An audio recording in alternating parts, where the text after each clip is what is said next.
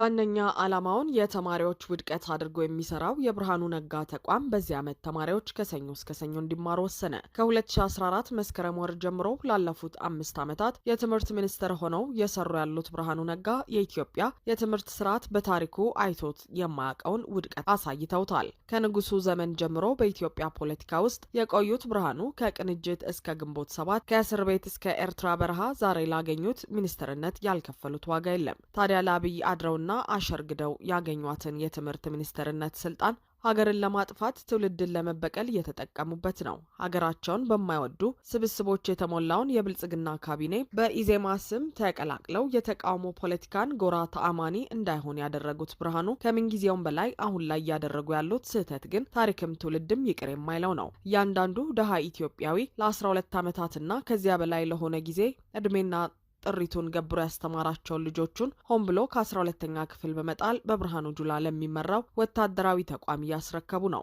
ይህም ብርሃኑ ነጋ በትምህርት ጥራት ሰበብ የሚጥሏቸው ተማሪዎች አብይ ለሚያካሂዱት የማያባራ ጦርነት ግብዓት እየሆኑ ነው። ምክንያቱም በትምህርት አቅማቸው የሚታሙት አብይ ትምህርትንና የተማረን ኃይል አጥብቀው እንደሚጠየፉ ይታወቃል። ለዚህም አዲስ ዩኒቨርሲቲዎችን አንሰራም ያሉትንም ልንዘለጋ እንችላለን ሲሉ የተናገሩት ከዓመታት በፊት ነበር። በመሆኑም ይህን ህልማቸውን ብርሃኑ ነጋ ጋር ተባብረው እያስተገበሩ ነው። ታዲያ በርካታ ህዝብ ያላቸውና ኢኮኖሚያቸው ደካማ የነበረው የመካከለኛው ኤዥያ ሀገራት ጭምር ሲጠቀሙበት የነበረውን በርካታ ተማሪዎችን ወደ ዩኒቨርሲቲና ቴክኒክና ሙያ ተቋማት በማስገባት የተማረ ህዝብ ቁጥርን በማብዛት ኢኮኖሚንና የማህበረሰብን አኗኗር የማዘመን አካሄድ በሂደትም የተማረው ሲበዛ ጥራት ላይ ማተኮር ካሪኩለምን በአንድ ጊዜ ገለባብጠው ትውልዱን ሁሉ መና አስቀርተውታል። ጠፍቷቸውና አገር ችግር ውስጥ እንደምትገባ ሳይረዱ ቀርተው ሳይሆን ለሀገርና ትውልዱ ያላቸውን ጥላቻ ለማሳየት 1 ሚሊዮን ተማሪ አስፈትነው 20 ሺህ እያሳለፉ ሌላውን ወደ ጦር ግንባር መላኩ ስለሚቀላቸው ነው። ታዲያ በዚህ ትውልድን